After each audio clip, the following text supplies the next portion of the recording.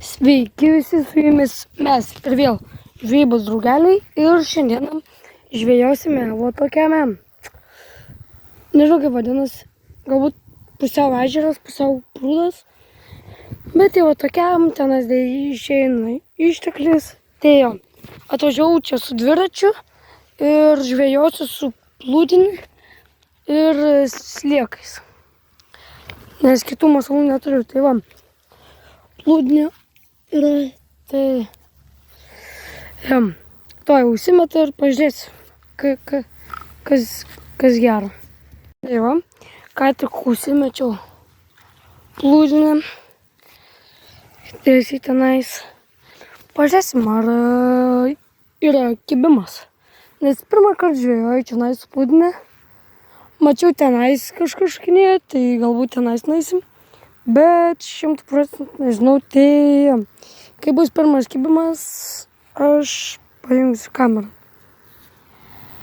Va, ką tik permečiau vietomis.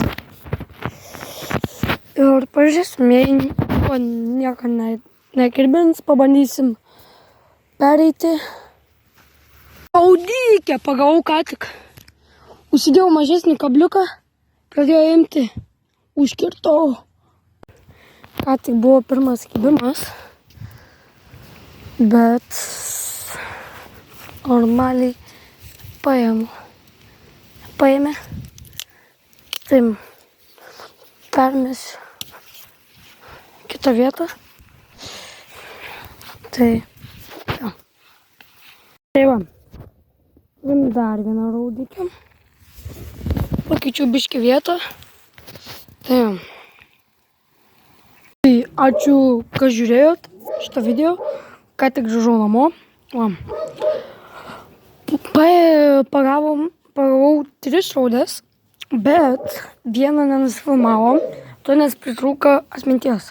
Tai jo, susitiksim kitą video. Ate.